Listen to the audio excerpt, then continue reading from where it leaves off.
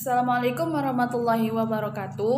Perkenalkan, nama saya Fadila Tusna, NIM A1C319066 dari Prodi Pendidikan Psika Reguler B 2019 Universitas Jambi. Di sini saya akan menjelaskan materi mata kuliah alat-alat ukur.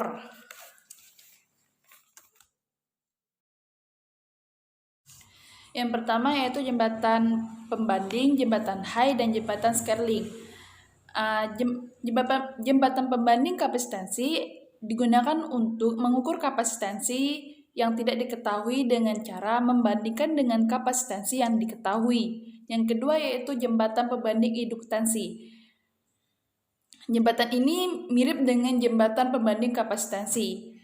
Induktansi yang tidak diketahui ditentukan dengan membandingkan terhadap induktor standar yang diketahui.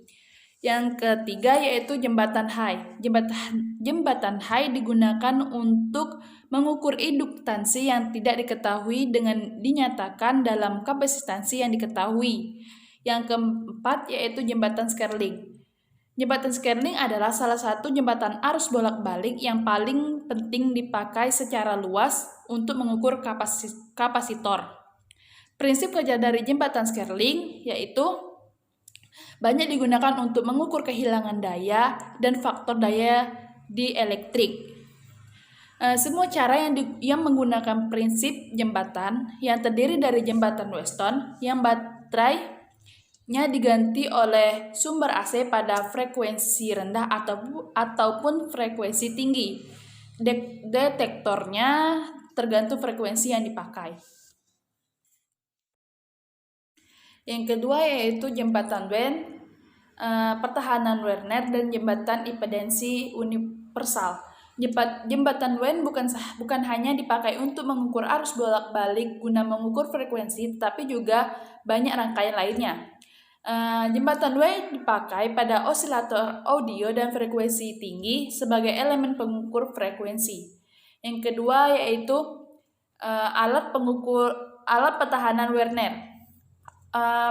Pertahanan Werner salah satu metode untuk menghilangkan sebagian efek kapasitansi dalam sebuah rangkaian jembatan adalah alat pertahanan Werner. Rangkaian ini menghilangkan kapasitansi penggangguan terdapat antara terminal detektor dan tanah.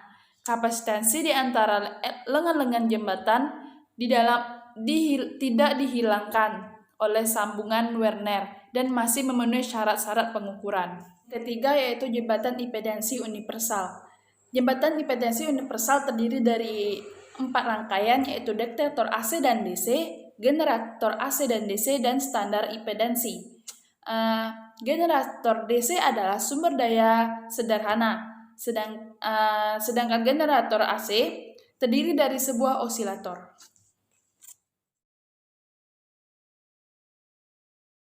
Selanjutnya yang ketiga yaitu osiloskop. Osiloskop adalah alat elektronika untuk melihat bentuk gelombang atau sinyal tegangan, mengukur harga tegangan, dan mengukur harga durasi atau frekuensinya bila sinyal tegangan berulang secara periodik.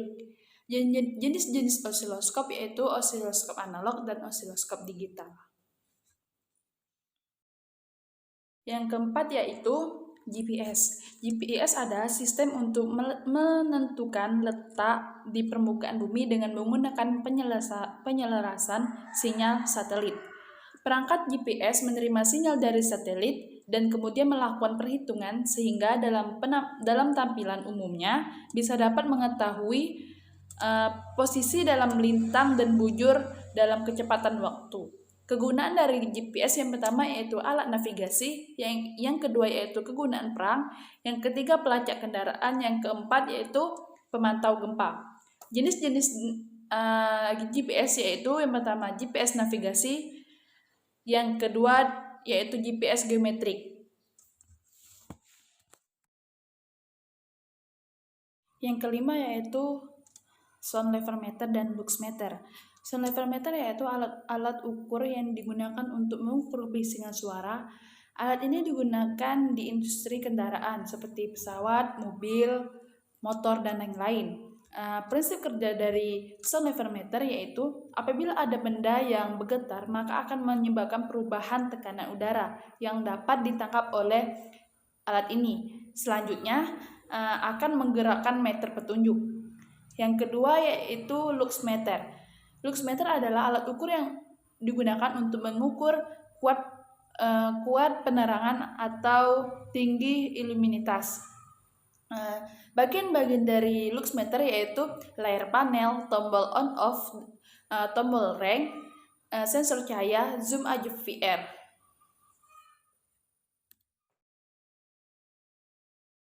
Yang keenam yaitu anometer dan barometer. Anometer yaitu untuk mengukur kecepatan angin yang banyak digunakan di bidang meteorologi, geofisika, dan stasiun pengkiraan cuaca. Fungsi dari anometer yang pertama yaitu untuk mengukur kecepatan angin, untuk memperkirakan cuaca, untuk memperkirakan tinggi gelombang laut. Yang keempat yaitu memperkirakan kecepatan arah arus. Selanjutnya yaitu barometer. Barometer untuk mengukur tekanan udara yang satuannya milibar. Jenis-jenis barometer yang pertama yaitu barometer bejana laut, barometer analogi, dan telegraf. Prinsip barometer yaitu prinsipnya itu berdasarkan tekanan udara akan berkurang dengan penambahannya. Bab ketujuh yaitu psikometer standar dan termohigograf. Psikometer standar yaitu termometer air raksa dalam bejana kaca untuk mengukur suhu udara kuat yang terjadi. Jenis-jenis psikometer yang pertama yaitu psikometer bola basah dan kering. Yang kedua yaitu psikometer asmat, yang ketiga psikometer lilin.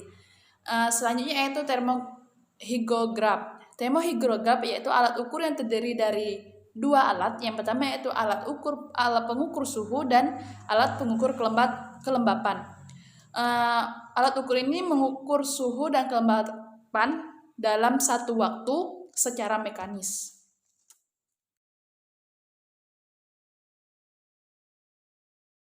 Selanjutnya yaitu bab 8, curah hujan dan evaporimeter. Pengukuran curah hujan bisa dikatakan air hujan yang memiliki ketinggian yang tertentu yang terkumpul dalam suatu penangkap hujan, tidak meresap, tidak mengalir, dan tidak menyerap. Jenis-jenis dari pengukuran curah hujan yaitu penangkap hujan sistem manual dan penangkap hujan sistem tipe otomatis. Selanjutnya yaitu evaporimeter. Penguapan atau evaporasi yaitu proses perubahan molekul, contohnya air dengan berubah menjadi gas, yaitu uap air. Jenisnya yaitu evaporimeter panci terbuka.